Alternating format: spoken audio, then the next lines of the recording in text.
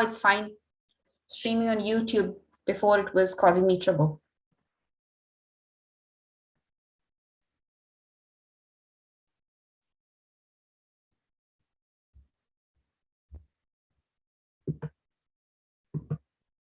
That's fine. Streaming on YouTube.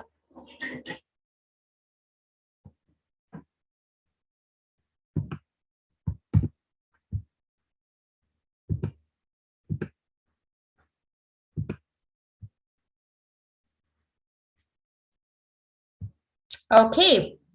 Can you all hear me okay? Just do me thumbs up or drop me a message so that I know that you all can hear me. Thank you everybody for joining. And my name is Parveen, and I'm based at Health Sciences School at the University of Sheffield, and myself and colleagues, we work on SHIVR, so which is Sheffield Institute of Violence Research Group.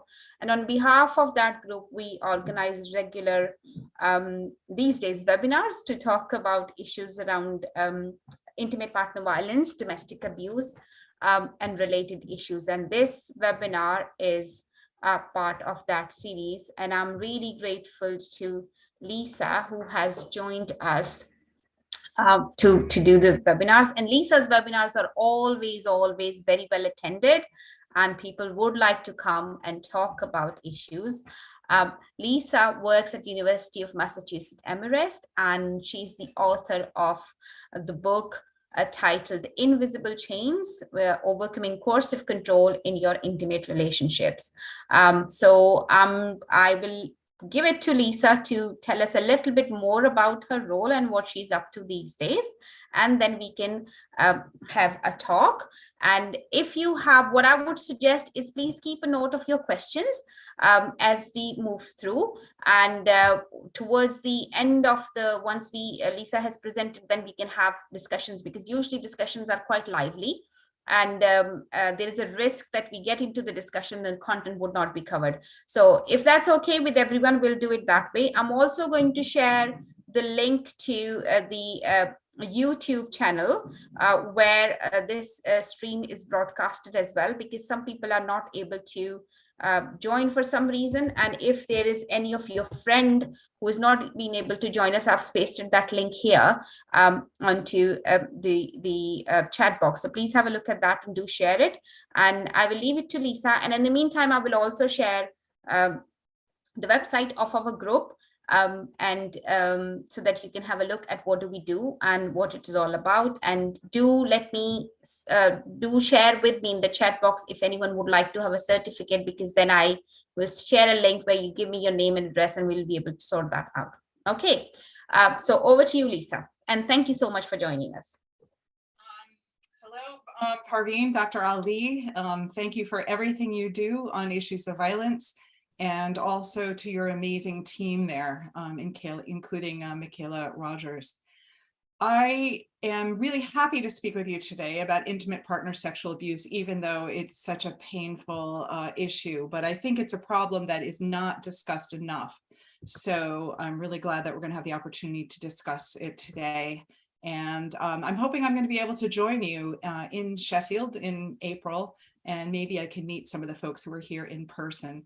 So our agenda for our short time together today is that I will talk about coercive control very briefly, I promise. Those of you who are in the UK may know a heck of a lot more about this than people in other countries, including my country, the US. I'll talk about a continuum of sexual abuse, then the bulk of the talk about intimate partner sexual abuse in general. I'll be touching on young people. I'll be touching on the drugging of an intimate partner for sex, and then we'll be able to have an open discussion. So it's a lot to do in just an hour and a half. Whenever I talk about coercive control, I really want to give a big thank you to Evan Stark, who established this field for us with his 2007 book, Coercive Control: How Men Entrap Women in Personal Life. It's an amazing book, about 400 pages. The first third is the history of the domestic violence movement. The second third is the tactics and strategies of coercive control. And the last third is 3 very severe cases. When I read this book, it really revolutionized the way I thought about intimate partner abuse. And I thought it needed to come to a more general public, these ideas. So I wrote the second book on coercive control, Invisible Chains, Overcoming Coercive Control in Your Intimate Relationship. And it's been translated into several languages, a couple of forms of Chinese, Spanish. I'd love to see it translated further. And it's designed to be inexpensive and accessible to people without higher levels of education, but I hope also useful to people who do have higher levels of education. Okay, so, and Evan has given me his blessing, and the second edition of his book will be coming out soon. So just briefly, the tactics of coercive control include isolating, abusing sexually, which is where we're focusing today, intimidating, controlling financially, micromanaging, stalking, degrading, abusing physically, manipulating, controlling through children, and legal abuse. And my primary work in this area now is as an expert witness in cases of domestic abuse, child custody, mostly family cases, but I do a little bit of criminal work as well. I'm also doing some research along with Dr. Ali and Dr. Rogers. I could give a whole, 3-hour talk, or we could even have an engaging discussion on any one of these topics. But today we're going to focus on the sexual abuse. So people sometimes think about coercive control as what happens between the incident, the torment. So if there's a violent incident and maybe police are called on January 1st and another violent incident and police are called on July 1st, it's not that nothing happens between January 1st and July 1st. This whole universe of coercive and controlling behaviors happen, and abusive behaviors happen between those two dates. And sometimes there is no physical violence, but there are other parts of this. Not every part has to be present for coercive control to be occurring. I like to think of it not as a cycle, but as rather a toolbox that an abuser will use to control their partner and to benefit from the control of their partner. It's important to say that partner sexual abuse exists in same-sex relationships, and people of all genders can inflict or suffer from it. In heterosexual relationships, it's most commonly men inflicting coercive control, sorry, there's an extra C there, and intimate partner sexual abuse on women. And that most common situation is what I'm mostly going to be talking about today, but I'm really happy to have a discussion about other genders and other arrangements that happen in intimate partner sexual abuse. I want to underline that I'm talking about intimate partner sexual abuse rather than intimate partner sexual violence. When people hear violence, a lot of times they think physical force. So I think it's important to switch to using the term abuse so people can understand the whole array of behaviors that constitute intimate partner sexual abuse. Physical violence is really just one in a whole list of behaviors. So what is intimate partner sexual abuse? Well, let's look at it as a continuum. On one end, we have sexual acts that both people choose freely and without pressure. So one partner says, hey, let's do X. And the other partner says, sure, I'd love to do X. And they do it and both are happy as can be. That is consensual sex, no intimate partner sexual abuse. The next category we could call coerced sex. Sorry, I'm trying to admit people at the same time as I'm talking and it's not working. So I'll leave that to Dr. Ali. No, it's fine. You concentrate on speaking. I'm looking after that. Okay, great. Thank you. Coerced sex are sexual acts under pressure, such as when one person complies to keep the peace or to avoid negative consequence. And those acts are coerced.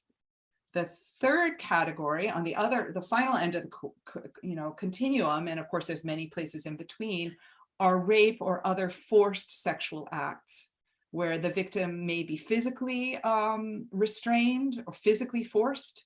The victim may be drunk or drugged or so terrified that they cannot give consent, and that is forced sex. It's not the same as coerced sex. Both definitely on the bad side of things. But when we talk about physically forced sex, we're talking about something different than coerced sex. Today, we'll be looking at both of those categories. In many couples, all sex is coerced. So if there has been one act of forced sex, you really can't dial that back. If someone has been forced to have sex with their partner against their will, then they know that any other time they resist, the resistance may be futile. And so they may stop resisting. And so every act is really being compelled against their will. I want to give just a tiny little bit about the history and cultural context of our thinking about marital rape or intimate partner sexual abuse. I had the privilege of doing a series of events in Kenya in 2019 with a wonderful organization called the Hope Foundation for African Women. And I encourage you to look up that organization. They work on issues of female genital mutilation and also domestic abuse, disabled elderly women, and other important issues. And so I did a training with chiefs and sub-chiefs and police, and was talking about domestic abuse. And then I mentioned marital rape, and they laughed. It was mostly men, but not entirely men, and they all laughed. And I thought, well, gee, that's odd. And I asked them about their laughter, and they said, I paid for my wife with the bridal price. How could I rape her? And then another man said, if I didn't rape my wife, she would never consent. Now, jarring for me. And of course, not all Kenyan men share this perspective. This was in a particular region of Kenya called Kisii, and these were not necessarily the most enlightened men. But as I learned more about it, I began to understand what was going on here. And I'll just do a quick aside, is that most of the women, 85% of the women in Kisii, have had female genital mutilation. And so sex becomes painful. And so it was really a question. There were so many complications around sex for the women I spoke with, that indeed their husbands had to use some force often to get sex. And so the conception of it was really different. But you know what? It's not that long ago that the conception of this topic was different in the UK and the US as well. The movement to make marital rape illegal began in the US in 1840, but there wasn't a federal law covering all states until 1993. Okay, 30 years ago was when it became illegal throughout the US. Do you know when marital rape became illegal in the UK? I'm just going to answer it myself. In 1991, okay, again, 30 years ago. Before then, marriage provided an exception to laws on rape. So the history of considering a woman as having a right to determine when and how she wants to have sex, even within a marriage, is really recent in the US. And many countries have these laws. They're not always enforced. And even in our own countries, they're not enforced. So how does sexual abuse appear in intimate partner relationships? The expectation of sex on demand. When I want to have sex, you have it with me because we're married, or because we live together, or because I pay the bills, and that's just the way it is. Sexual name calling. Obligating the partner to have sex with others. Now that may seem really strange, like why would somebody who might be very jealous obligate their partner to have sex with others? And it's because if they control the sex, then they're okay with that. But they may obligate the sex with others and then punish her if she looks like she's enjoying it. Forcing sex, obligating the partner to engage in unwanted sex acts. A lot of times this is anal sex. In case after case after case that I work on, the husbands or male partners are demanding anal sex of their female partners, and getting them drunk or drugged, or just putting a lot of pressure on them to get it, because for a lot of women it's painful and they don't want to do it. And even where they want to do it sometimes, or they want to try it, they withdraw their consent and say, we have to stop because it's painful. And the abuser will not stop. There are other, of course, unwanted sex acts as well. The victim, and I'm going to use victim in some cases and victim survivor in others, the victim may be forced to accept their abuser's multiple partners. either overtly or covertly know that he's got other partners, and this is just a situation that she can't do anything about. Sabotaging contraception, getting someone pregnant can be a way to get them to forcing someone to be pregnant against their will or forcing them to have an abortion. These are also forms of sexual abuse. More, coercing their partner or obligating them to have sex with others, obligating them to engage in painful or humiliating acts, sometimes filming those acts and sharing those with others, recording sex. A woman who I respect so much, married, and she got together with a man who became her husband. She was a virgin, partly because of her religious beliefs. And when they got together, he began asking her to take photos and then videos of herself alone, and more sex, with having sex with him. And over time introduced multiple cameras, lighting, and a mic, an independent mic. And she had this idea that these videos were for his own sexual pleasure. As she described it to me over the course of our time together, it seemed to me that he was probably marketing these videos. We don't know where, we don't know how, but just the production value, his insistence on the production value was so high that it seemed to me clear that he was doing this either for one person or a website or something. And she just went into a state of dissociation during these videos. And so I think she didn't really let into awareness everything that was going on. Let's see. Sexual inspections, abusers inspecting their partner's underwear, their partner's genitals, to see if they've been having sex with somebody else, to see if they look excited after they've been talking to someone else. One situation I know of, the abuser conducted these inspections saying he was checking to see if she was clean, but any time of the day he would corner her and stick his fingers down her pants, and check both her front and her back to see if she was clean. This was a way to humiliate her and to subjugate her. And especially if she was happy or proud about something, he would do this to her to bring her down. Extorting sex. Oh, you want braces for your kids? Well, you have to do X with me. That vacation we were talking about, I'm not going to have it unless you promise me that you'll do certain sex acts with me every single night when we're there. So there's a lot of that kind of bargaining. Sometimes there is a violent physical assault, and then the victim will be obligated to have sex to make up, to prove that she forgives the abuser. Dictating someone's clothing choices, obligating them to wear sexier clothes when they're on their arm, or obligating them to cover up severely when they go out alone or they're not with the abuser. These are all, both pretty common, and on, so many more examples. Why is coerced sex and intimate partner abuse so harmful? Why is it so awful? Why does it feel so awful? I mean, I need to say that. I don't want to be just, throwing out facts and figures. I want to, connect with how awful this is emotionally, even though it's hard. Well, it's very confusing for starters, because people have this idea that they're supposed to be having sex and they're supposed to be enjoying sex with their intimate partner, maybe their spouse. So it's very confusing. Am I an object or a subject? In other words, do I get to choose what I do, or do these things happen to me and I should be enjoying this? Why am I not enjoying it? And the abuser will often say, why aren't you enjoying this? What's wrong with you? Even while inflicting painful acts, will often say, you're a cold fish, you have sex like a robot, why aren't you smiling?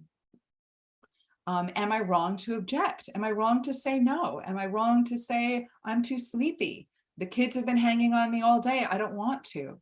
So there can be a lot of guilt and a lot of feelings of being defective. Of course, many women have a history of sexual abuse in their childhood. So the abuser could say something like, the reason you don't want to have sex with me is because of what happened in your childhood. You're traumatized.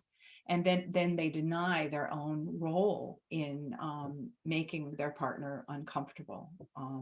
And so the woman may feel like she is wrong to object and doesn't have the right to object.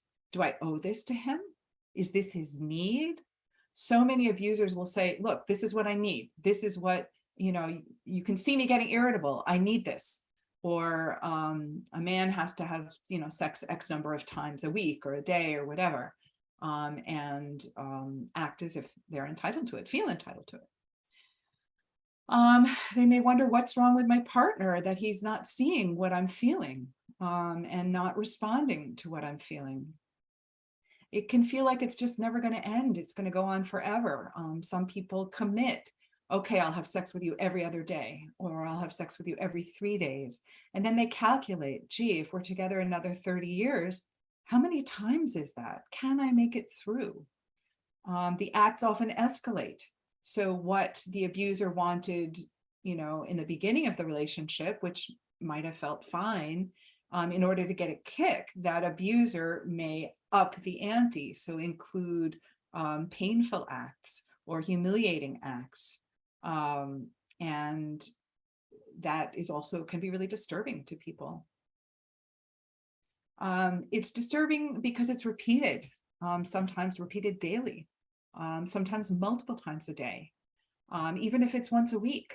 If it's unwanted, then it's just a repeated trauma, which makes it feel just absolutely terrible. It can impact the rest of one's life, including issues regarding the children. So if the abuser is moody or violent or withholding the silent treatment because he didn't get what he wanted sexually, that affects the entire life. Gee, my kids are having a birthday party today. I really want my husband to be in a good mood, so I better do what he wants tonight. That's a difficult bind for somebody to be in.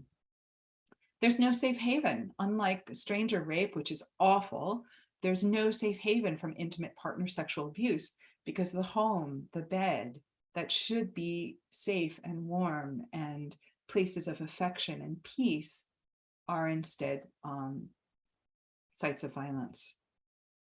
Sometimes people are unaware that this is wrong. When I talk to victims of coercive control, and a lot of, if I were to ask, were you sexually abused in your marriage? Many of them would say no.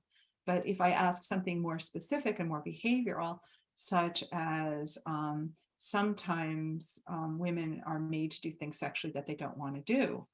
Did that happen to you? Did you have sex more often than you wanted? Did things happen sexually with your partner that you feel confused about or uncertain about? And then they'll often begin to talk about it. I've seen a lot of bargaining. Okay, I will have sex with you every 3 days if you just will be calm and treat me okay. But then that third day comes and they don't feel treated okay, and they don't want to have sex on that third day. And then that can create a big explosion. One woman who'd been severely abused in many ways, economically, physically, throughout her relationship, told me with pride that in 17 years, she'd never refused her husband sex. And, that was not a bargain that she made easily or voluntarily. It's what she felt like she had to do. So intimate partner sexual abuse is idiosyncratic and the details matter. What I mean by that is you take two people who've been victimized and sexually by their partner, and what they've been through may look very different. One person I know was prisoner on on the family compound, and her husband drugged her daily, and that was part of his general control, but also part of the sexual abuse. Other people, their partners use porn to determine what they're going to do with them and force them to engage in. Sometimes there's a rejecting. So the partner will reject them sexually at times, and they know that their risk for physical violence is greater. So depending on your role, it's not appropriate for everybody, but depending on your role, it may be helpful to get into the particulars here. And then other people who've been victimized feel embarrassed and shy and ashamed and may not want to talk about the particulars or may not want to talk about them in certain contexts. So I think it's important to always be weighing the response. And I do want to talk about the anguish of this. It's a really, really hard topic, a lot of pain, a lot of shame, a lot of times, a lot of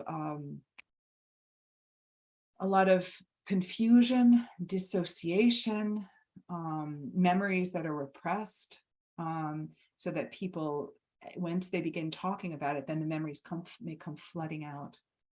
So it's important to tread carefully here. What are some of the barriers to reporting for victims? Well, fear of the abuser, for starters. The overwhelming trauma of the events, which can make a person just sort of put those memories in a box and try not to think about them, which is a coping mechanism. Feelings of shame. They may have been forced to do things that they feel ashamed of. There may have been videos made of them doing things that they feel ashamed of. They may feel complicit because they didn't physically fight back, or they agreed to do certain things, or they even offered to do certain things to placate the abuser. They may be in denial about what happened to them. They're concerned that others won't believe them. And of course, that's abusers tell them, no one will believe you. I have a video that shows you smiling. No one's going to believe you if you say that I forced you. Look at you, you're just a drunk. No one's going to believe you, and so on. People may not know that the law protects them. They may not know that as victims, that they can be victimized by their intimate partner. They may think that the law only covers stranger sexual assault. There may be concerns about religion or culture. So they feel that their culture obligates them to provide sex to their partner on demand. And that may be a very confusing situation. And it would be important to get clergy who are aware of intimate partner abuse and intimate partner sexual abuse to speak with them. Within every ethnic community, there are religious leaders and lay leaders who fight for women's rights and against domestic abuse, but certainly not everyone. So it's important to get hooked up with the right ones. There may be concerns about immigration. If I lose this marriage, what's going to happen to my visa, or what's going to happen to my status, or will my partner be deported? So that also creates a complication. A lot of times people don't know how to define what's happening to them in terms of the intimate partner sexual abuse. And professionals don't ask. So that's a real problem too. Now, I hope some of you work with aggressors, domestic abusers and sexual aggressors. And why might they not, why might a domestic abuser not talk about their sexual abuse, the sexual abuse in a group? Well, they may be in denial about it. They don't feel like what they do is a problem. It's not consistent with their self-image, so they may think of themselves as being a ladies' man, and that what they're doing is pleasurable to their partner. Their partner may have learned to fake an orgasm every time because that's the only way to get it over with. And so they may not really understand what's going on. They may be afraid of the law if they admit to intimate partner sexual abuse. They may feel shame if they really face what they're doing.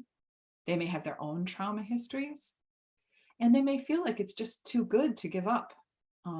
So it's important for groups that work with domestic abusers to address sex and sexual coercion and sexual abuse of intimate partners. I don't know exactly what it's like in the UK and the other countries where some of you are from. But in the US, there's a real problem in trying to figure out who owns the problem of intimate partner sexual abuse. Rape crisis centers a lot of times are really much more set up for working with stranger rape, or maybe even a rape that occurs in a dating situation, but not by an intimate partner. And yet we know that more than half of sexual assaults occur within intimate relationships. Sex offender treatment programs a lot of times are really set up to work with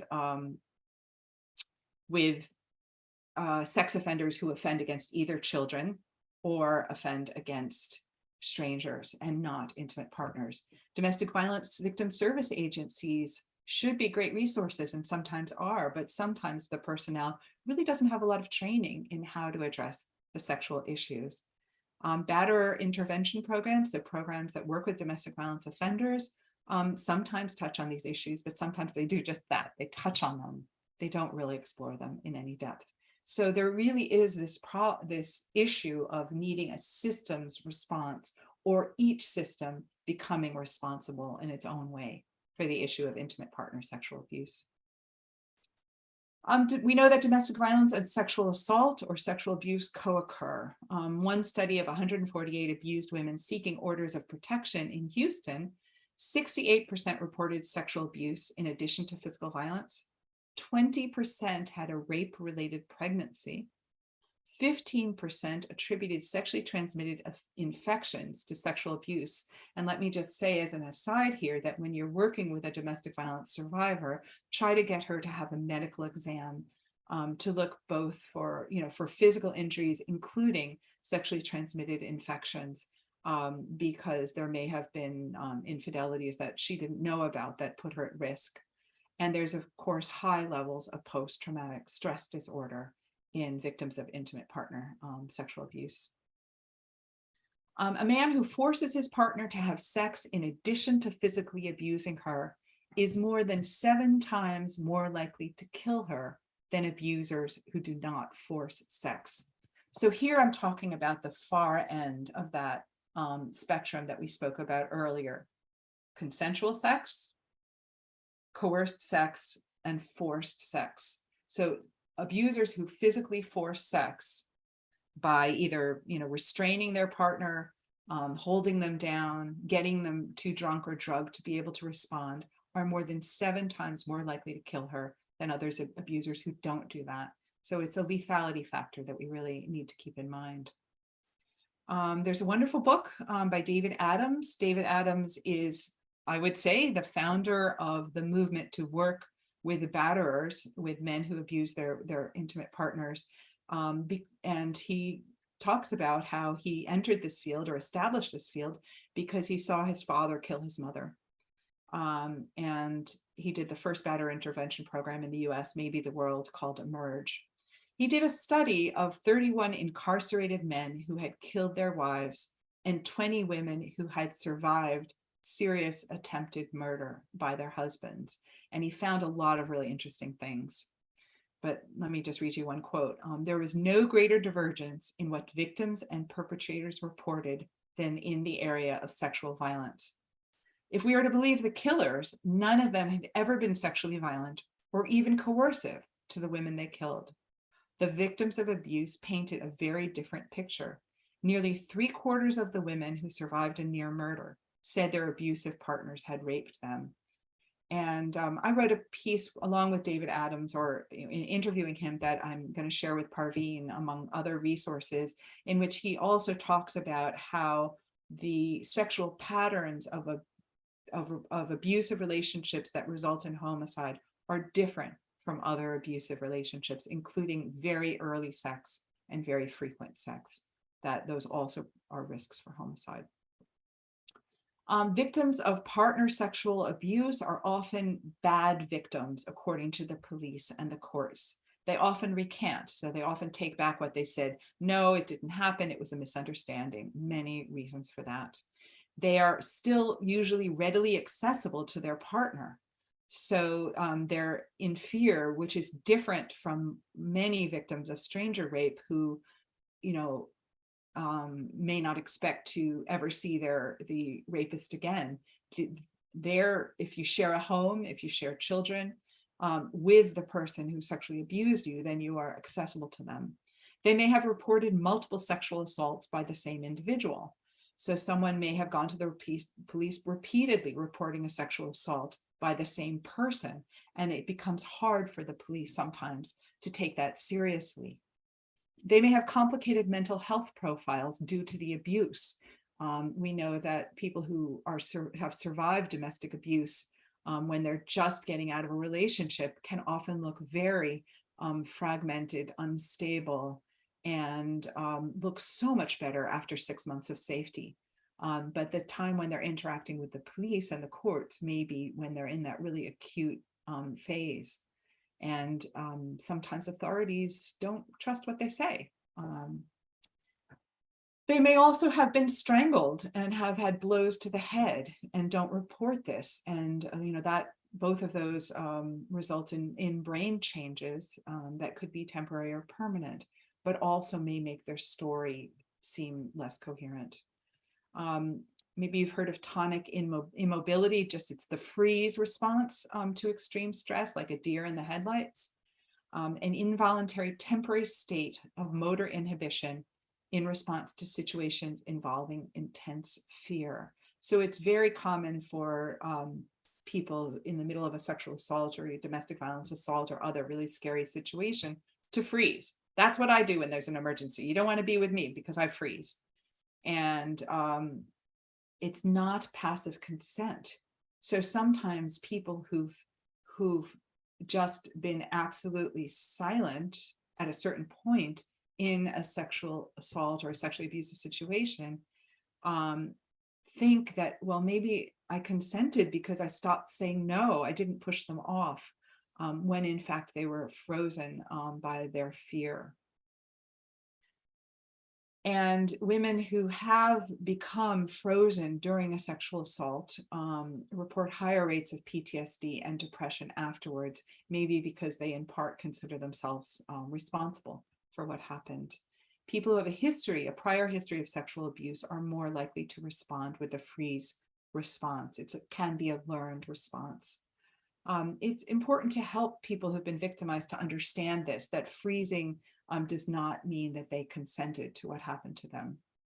Sexual coercion is using nonviolent means to pressure an unwilling partner to comply with sex. Could be manipulating or intimidating another person into a sexual act that they didn't want to perform. There's an article that I really appreciate by Mitchell and Raghavan, which I'm happy to send to Parveen. And I wrote an article for the lay audience based on that, citing them, of course. And they, based on their research on coercive control relationships and sexual coercion in those relationships, come up with 8 categories of sexual abuse in coercive control relationships. I've used these a lot in my work with people, and it's been really helpful. So just briefly, one form is exploitation, which is using some form of deception or exploitation to get sex, such as falsely claiming to be in love with the target or pushing alcohol on them to lessen their ability to refuse sex. Another is bullying, so insulting the target or calling them names to make them comply with sex acts that they don't want to do. Using pressure, arguments, nagging, begging, and just persisting until the person says, okay. Many women have told me that they just always give in to sex because they need their sleep because they are so tired all the time. Relational threats or manipulation. So saying that they're going to get divorced or get another lover or go to a prostitute if the person doesn't comply with their sexual demands. Humiliating or intimidating the partner. So this could include yelling, punching walls, throwing or breaking objects, and making a scene. It could include degrading the partner to make them comply. For instance, telling them they're disgusting and no one in their right mind would want to touch you, and you're lucky that I even want to go near you. Inducing helplessness is when an abuser ignores the victim's efforts to say no or physically overpowers them. So this is so common that, I might say to somebody, were you ever forced to have sex? And they might say no. And I'll say, was there ever a time where you said no and your partner ignored that no and just went ahead? And sometimes they'll say yes, all the time. And so they have had induced helplessness. Once your will has been overridden in this way, you may stop saying no to sex in general, or stop saying no to particular acts because you've learned that you can't resist effectively. One woman I know, her partner strangled her almost every time that they had sex together. And in the beginning, she'd try to pull his hands off. And afterwards, she'd talk to him and say, I don't want you with your hands around my neck. Please don't do that. Don't do that anymore. It hurts me. It scares me. And he would ignore her. And over time, she just accepted that this was part of sex. She hated it, but she felt powerless to do anything about it. Inducing hopelessness is communicating to a partner that the effects of refusing sex are worse than complying. So this could include the silent treatment, or acting cold, or mistreating pets or children, or throwing things and raising a fit the next day if the partner has refused to have sex. And then physical harm or threats of physical harm can influence a partner to have sex against their will, even if the physical harm doesn't happen around sex. Just the knowledge that your partner can hurt you will make people comply with sex, even when they don't want to. I'm sorry this is such a heavy topic. I don't know how to talk about it in any other way, but I'm looking forward to having more of an exchange in a few minutes. Violence in sex, with 50 Shades of Grey, sometimes people think, and other publications and movies, sometimes people think they should like it, they should try it. There's not always a clear line between rough sex and wild sex and sex that's violent. Violence during sex may be seen as excusable or uncontrollable, like the abuser had no choice. They were just overcome by their feelings, by the passion of the moment. But it's deliberate, folks. It's absolutely deliberate. And it's a form of domination. It's very common. It's very harmful. So abusers can lose, quote unquote, lose control during sex deliberately to gain control in other parts of their lives, of the couple's life, deliberately causing pain and terror. One woman I know who managed to, in the beginning of the relationship, they had sex every day. She was fine. One time, she said she was fine. One time she refused and her partner went ahead anyway. And then she said, whoa, it re-stimulated traumatic memories and she just didn't want it as much anymore. She became afraid of him. And so she finally was able to negotiate a sex every 3-day rule. And then on the 3rd day, the sex would be terribly painful and violent. She would be in pain for the next 3 days. And when she asked him about it, he said, I don't know, I may not get it again so soon, so I'm going to get my licks in. So he was using this as a way to deliberately cause her pain. An abuser may say, you should want this. What's wrong with you? Because they may be using porn in which the women appear to be happily enjoying these painful acts. Okay. The use of porn and intimate partner sexual abuse, it can encourage abusers to try out certain acts that they see in the porn. It normalizes acts that are in fact painful, including anal sex, which is painful for most women. The women are shown smiling and enjoying these different acts. It can feed fetishes. So an abuser who might be just sort of curious about something, if they masturbate to that over time, then they get more fixed in their fetishes. It stimulates and supports increasingly extreme acts to keep the excitement going. So, where in the beginning, maybe just seeing someone partially nude was stimulating, over time, the acts become increasingly violent. Otherwise, the abuser doesn't get a kick watching them. And that can translate into what they do with their intimate partner as well. There's an interesting study, several interesting studies in which men who use sexual coercion fail to recognize their behavior as rape. So a study by Bergen and Bukovac, a study of 229 diverse men in a batterers intervention program in a northeastern city.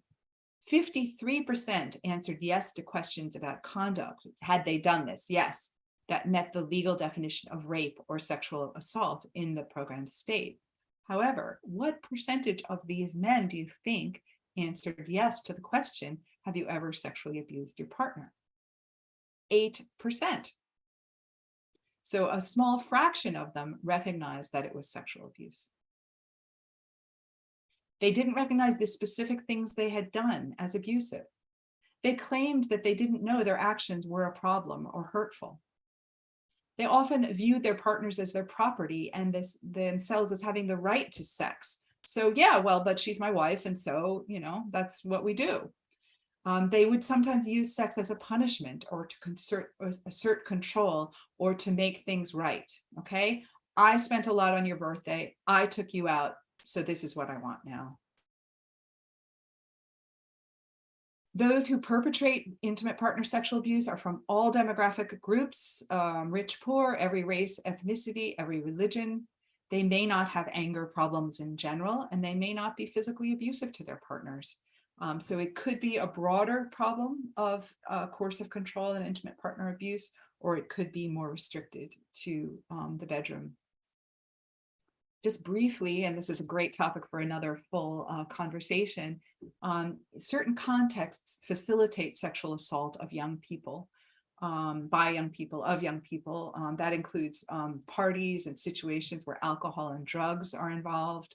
I see more and more situations of young people drugging their partners, young men drugging their partners. This is a great book. It's a little out of date at this point, Getting Played, on African-American girls, urban inequality and gendered violence. But there, you can also read about sexual assault by sports teams, sexual assaults in fraternities, in colleges.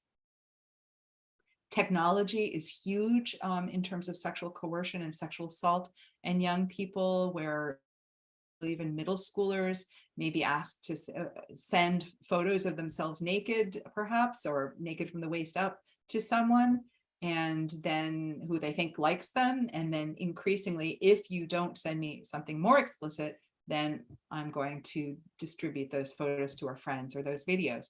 So sextortion, that's called, but all kinds of ways that technology is used. And Dr. Ali and Dr. Rogers and I have worked on an article and a book chapter on this, along with a couple of colleagues. We need to create contexts for young people to talk about relationships so they know what's reasonable to expect in terms of sex. We need to help them avoid unwanted pregnancies, because there's nothing more entrapping than being a young person who gets pregnant through sexual encounter, maybe a coerced sexual encounter, maybe a puppy love boyfriend, and then feels like they have to stay with them forever, or are tied to them through the child.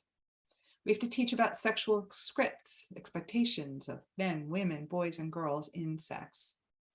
We need to help young people think about desire, their own and their partners, what it means and what it doesn't mean. We have to puncture the myth that men can't control themselves, because ultimately that's a very disrespectful myth.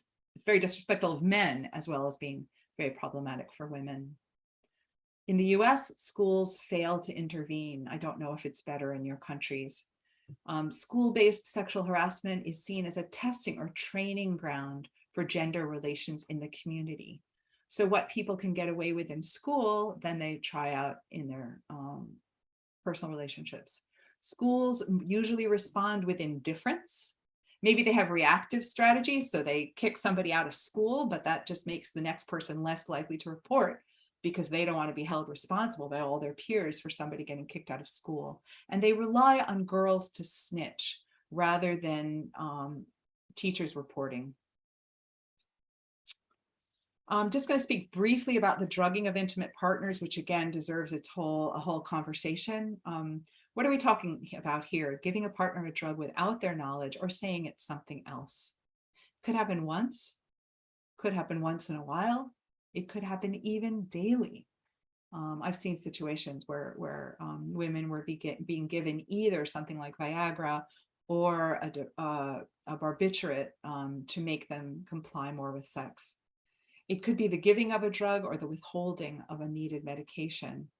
I worked on a case where the abuser gave the victim drugs on a daily basis to get her addicted, and that's another issue for another day.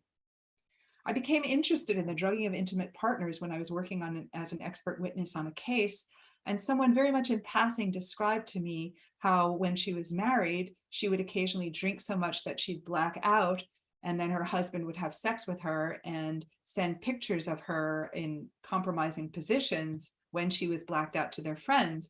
And she said, you know, the funny thing is, I didn't really drink a lot. I just had 1 or 2 drinks. And I've certainly had that since we've been married, and I've never blacked out. And then it dawned on me, she had been drugged. And then I've seen it again and again. And my colleagues are not seeing, my colleagues who work with abusers are not asking about this. And so they're not hearing about it, and they think it's extremely rare. I do not think it's extremely rare. And the survivors I've spoken to have documented that it's not extremely rare. I have more to say to that, but I'm not going to because we don't have time. In drug-facilitated sexual assaults, there may be a limited memory of what happened. People usually can't remember a piece of time. They think that they blacked out. They may think it's from alcohol, so they blame themselves. The intoxication or the impairment makes it hard for the victim to resist. Witnesses may say, hey, she went along with it, because that's what it looks like to them. Both the victim and the witnesses, if they're intoxicated, may be in an altered state, and therefore it's much harder to respond. People are reluctant to report because they don't really know what happened, or maybe they did have a drink and they think they drank too much, and that therefore they're responsible for what happened to them. And law enforcement is apt to dismiss assaults if they happened when the victim was intoxicated. And then the wonderful Nigerian UK actor and screenwriter did this great series, I May Destroy You. I hope many of you have seen it. It's not about intimate partner sexual abuse, but it is about drugging and sexual abuse. So I think we have to make talking about drugging and sexual abuse a routine part of our intake. Sometimes people give their partner drugs without their knowledge or trick them into taking a drug. Have you ever done this?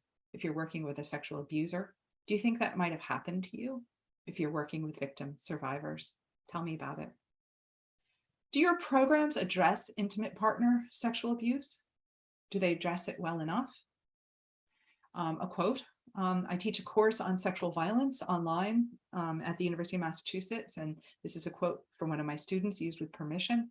I love my therapist. She was great talking about domestic violence and helped me get divorced, but we never discussed the sexual abuse. I wonder why not? Well, the why not? Professionals are uncomfortable. Professionals may have their own issues. Professionals haven't been trained in talking about intimate partner sexual abuse. I do want to end on a hopeful note. Here we are. We are talking. Tarana Burke and the Me Too movement have led the way. And many thanks to all of you who are here today, to Dr. Ali, who has arranged for this event, and for all the other great events connected to your project. Thank you for the work you've done and for the work you will do to prevent intimate partner sexual abuse. I'm easy to find on the internet. I'm interested in hearing what you have to say. So please don't hesitate to contact me. And I'm going to stop sharing my screen so we can have more of a conversation. Thank you. Thank you so much, Lisa. That was really, I mean, the topic is such that, you can't say that it was really great, but it's fascinating to know the effects. And I think there's nothing new. We all understand all of the problems, but still it doesn't amaze us for, every time when you listen to the stories, it still has got the same impact, and you're still surprised that, is that all happening? Is that really true? And I think that's just it's the stories that you've shared, and the whole talk. It was like I was thinking all the time that, my God, is that really happening? Because you still can't believe it. And it's just, thank you so much. It's time for question. I'm conscious of time, so we've got kind of 20 odd minutes. Let's see what questions people have. So if people would like to raise their hands, can we ask people to please turn on, you don't have to, but if you would be willing to turn, if you're in a situation where you can turn on your camera and you're willing to, it'd be wonderful to see who you are. Yeah, so raise your hand and then we can kind of ask one by one, and you could ask your questions and we can try and answer that. Or if you would prefer writing on the chat box, please do so as well. Someone asked me for the link to the African organization. So I think I have it memorized, but I hope so. I'm going to put that in the link.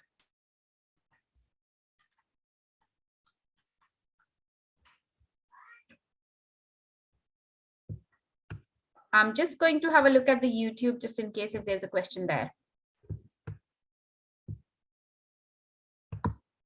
Okay.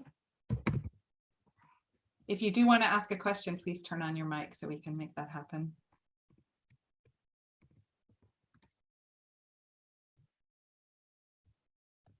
Okay, so while people are Okay, so Kimberly, I'm just going to ask you to unmute. Hi. Hi. Yeah. Hi. Yeah, thank you so much, Lisa. That was really, really interesting, actually. And I've worked in, I'm currently like in a strategic post, but actually I've worked with victims of domestic abuse and sexual assault and abuse for a long time. And some of that stuff, as Parveen said, it kind of occurred to me, but it didn't occur to me almost, because I think a lot of the things that you were talking about probably happen in a lot of everyday relationships, and people don't realize that they are sexual assault and abuse. So it reminded me of kind of some of the things that maybe friends and things have said to me in the past about their kind of relationships. And I just, it's not really a question, but I just don't think there's enough kind of education for women around that kind of coercive side. So I think people, there's stuff going out there for women around forced sex and kind of understanding what rape is and what serious sexual violence is, but that kind of coerced sex and kind of really understanding that, I don't think that education's happening, and it needs to start from school, really, doesn't it? And we talk about consent with children, but I don't think in this kind of way. So yeah, not really a question, just kind of observation that there's a lot of work to do, I think, around this particular topic and subject. Thank you very much, Kimberly. And I would add that a lot of people, whatever their religion is, may go through some marriage education before they get married. And it would be also could be a wonderful place to do education around sexual consent and coercion. I think the trouble with marriage education and is the interpretation, how people take it. So religion is a double-edged sword that people use to legitimize abuse and coercive control towards their partners, and at the same time it is used as a way to cope with the impact of abuse. So I think and when it comes to prevention, I don't think we have paid enough attention to use the religiosity aspect of for the benefit of avoiding control and kind of for educating. So I think that is a really great suggestion, hopefully may help. Rimaz, you have your hands up. I'm just going to let you unmute yourself so you could ask a question. Hello, hi. My name is Rimaz. I'm a doctor in Walsall Manor Hospital. I've just come to the UK 8 months ago, and to be honest, I didn't get the chance to mingle with people from my own home country in the UK. But I've been participating in some online groups to have an idea about how is it going on and how can they help me, especially that I'm a single mom. And from what I understand, I met some ladies who have been here for nine years. They don't even get the chance to study or work because their partners are intimidated by them going out and being independent, because they still think that if a lady become independent, that means that she's going to do bad things.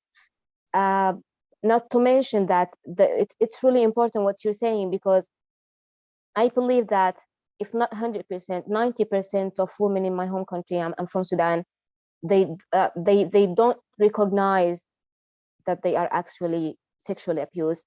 They not just don't recognize, they approve it, and they trying to legitimize things that how come you're not fulfilling your partner's needs. He will definitely go searching for another lady. They will actually they will call you a fool if you start complaining about some kind of violent actions of your partners towards you. So I'm trying actually to speak to them. We have a lot of issues going on, the female genital mutilation and the sexual violent relationship, especially in the intimate, because we don't have a lot of extramarital relationships. But we're still suffering, because when you want to talk to someone about this, even if they're living, this lady, she's been living in the UK for 9 years, and she's still convinced that she doesn't have the right to decide if she wants to study or work or not. So I don't think I would be able to speak to her about any kind of sexual violent actions, or any kind of not take your daughter to back home country to do the female mutilization and because it's definitely gonna harm her and it's definitely a bad thing. Is there any way that I can show them that I care enough to advise them? I'm not the other side, I'm actually one of them. So is it because it's always like, okay, so you're a doctor, you don't know what we are going through, you don't understand, you don't know the basics of the social accepted and non-accepted behaviors. Is there any way that I can be able to help them without showing them that I'm not part of it, because I'm actually are? Thank you, I think- Rimaz. I'm going to let Lisa answer, and I'll share one thing which I learned recently about that. Thank you so much for raising that. You raise a lot of really important issues. First, I want to, thank you for the work you're doing and the concern you're showing. And I really feel your sincerity. And I am sure that the women you're working with feel your sincerity and your commitment as well. I would also say that there's absolutely no way that you alone can address what needs to be addressed. And so I would encourage you, and maybe Parveen has an idea of some of the right organizations, but I would encourage you to join with others. And I would also encourage you to figure out ways to help women get together with each other, because it's in conversation, in a grassroots, that I think you can help them change their perspectives. I love the model of the Hope Foundation for African Women. They get together, they get women together, they get men together. They do a lot of educating men about the harms of female genital mutilation. A lot of the men don't understand that the reason their wives don't, in some cases, of course, don't want to have sex, or it's too sensitive, or they're in pain, or they hemorrhage when they have a child, is because of what was done to them. It's so normative in some communities that people think that's just the way women are around sex, or the way women are around childbirth. If you write me privately, I'm happy to hook you up with the Hope Foundation for African Women. And there are also other resources available online. You have such a potential to be a leader, and I'm really glad that you're taking that on. Thank you. I recently, kind of a few weeks ago, we attended RCN conference, and there was this girl who was talking about the aspect of female genital mutilation, and the healthcare professionals, and what the role of healthcare professionals is. And one of the things that we talked about, that many of us like you, Ramina, that when you go back, it's just you're seeing, if we talk about domestic abuse or female genital mutilation or any of the sensitive issues, it's probably seen like, oh, well, you don't know what it looks like because you're westernizing people. So I think rather than, one of the things which would work is for healthcare professionals, especially, which includes nurses, midwives, doctors, and people who are in that kind of capacity to do that sort of value clarification exercise, because they're also not only healthcare professionals, but as you say, they are part of the culture as well. And many of them would have been experienced or would have been exposed to the issues and trauma themselves. And how do they tackle with their own experiences, and how do they then try and kind of make other people talk about it, not from the scientific point of views, not from the kind of what it is going to have an impact on, but also from a storytelling perspective. So when I say storytelling perspectives, I don't mean the fake stories, but what impact did it have on people's lives? And I think that probably would help them then come up with something which changes the policy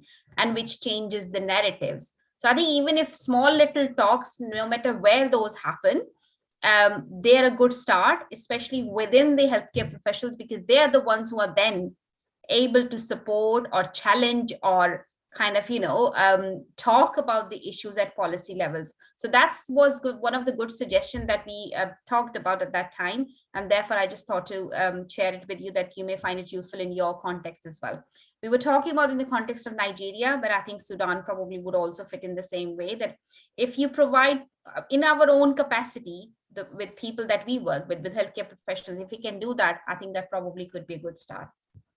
And it also would be, I think Rimaz does have specialized knowledge as a doctor, that she can share the medical knowledge, but Definitely. partnering with a social worker or a community organizer would, you know, you wouldn't have to be doing it all yourself. Yeah. I did also want to respond to, thank you for raising that really important issue. I wanted to respond to a question in the chat about why did I call it the worst part? And that is just because a lot of the women I speak to call the sexual abuse in their relationship the worst part. They may have been choked, battered, you know, black and blue, broken bones, whatever. But for some, that they're having to submit on a regular basis to having their body penetrated in a way that they don't want is the worst part. I wouldn't say it's the worst part for everybody, but for some it is. And then there's a great deal of shame and can be guilt and confusion, which makes it so emotionally complicated. Lisa, there is another question. Adriana is asking, please kindly recommend an appropriate screening tool in order to complete the assessment interview. So I actually don't know one. In my book, Invisible Chains, I have you can call it an assessment tool. I have a series of questions which are helpful for assessing coercive control. And there are a lot of things that really help people connect the dots. Did your partner make, or does your partner make demands concerning email? Does your partner make demands concerning what you wear? Does your partner make demands, you know, and so on. So concerning all of these many, many different things, including sex. In terms of an instrument for sex, I think probably to ask about sexual abuse, I think probably the best thing is just to ask the question. Sometimes people don't want to put it in writing. So that to ask, you know, if it's partner, ex-partner, husband, you know, whatever, you know, do you do things sexually with your husband that you don't want to do? Tell me about, do things happen, you know, do you participate in sexual acts that more often than you want to, and how does that happen? So I think that asking in very plain behavioral language is the way to go. To say, you know, this is very common. Sometimes people have trouble talking about it, but please know that you can share this with me. Of course, it depends on your context. Exactly. And I was going to say the same thing. So we did some research a couple of years ago where we wanted to explore what questions should be asked at the GP practices or primary care level from people. So I think it also depends on what your role is and what is it that you can do about. So if it is screening and then helping people to go to appropriate services, perhaps 2-3 simple screening questions, which would enable you to see if the person is ready to talk about abuse they're experiencing. Are they happy to disclose it? And are they experiencing abuse that, you know, if you've done that, then you can channelize them or refer them to appropriate services or appropriate people who will then have in terms of the further questions. But I also don't think there is an instrument as yet which only looks at coercive control. But having said that, coercive control is part of the continuum and it's kind of waved in quite a lot within the abusive experiences. And I'm not sure if this thing about what Lisa has just mentioned, checking emails, like, you know, the new ways of controlling people have come into the screening questions of the, like, which we already have, like conflict CTS scales or HARC tool or WASTE or any of the previous tools. I think some questions are there, but not in detail. Depending on your service, you may want to adopt simple 2 or 3 questions, depending on what the context is and what is it that you can do about. Because we also need to be mindful that asking questions repeatedly can also make people go through trauma quite a lot, and is also a barrier which prohibits people from talking or disclosing abuse that they're experiencing. There are research instruments available. I'm sorry, I can't tell you what they're called, but if people for coercive control and also for sexual coercion, those 2 authors who I mentioned, they have an instrument, Raghavan and sorry, I don't remember the other author, but I will send those citations to Dr. Ali to share. Okay. Thank you. Any other questions? Any other comments? Disagreements are fine too.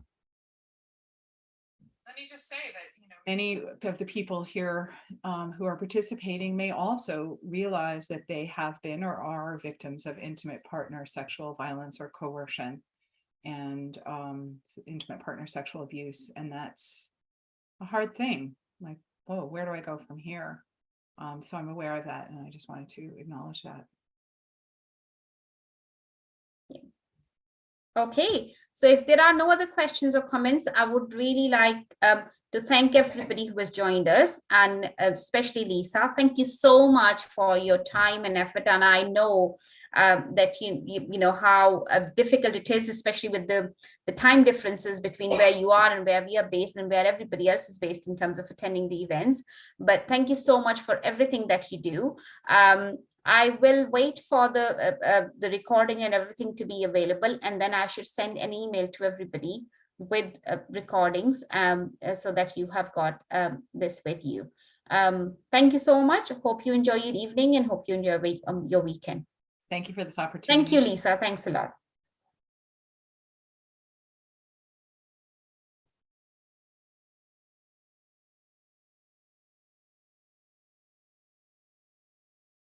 Thank you, Adriana.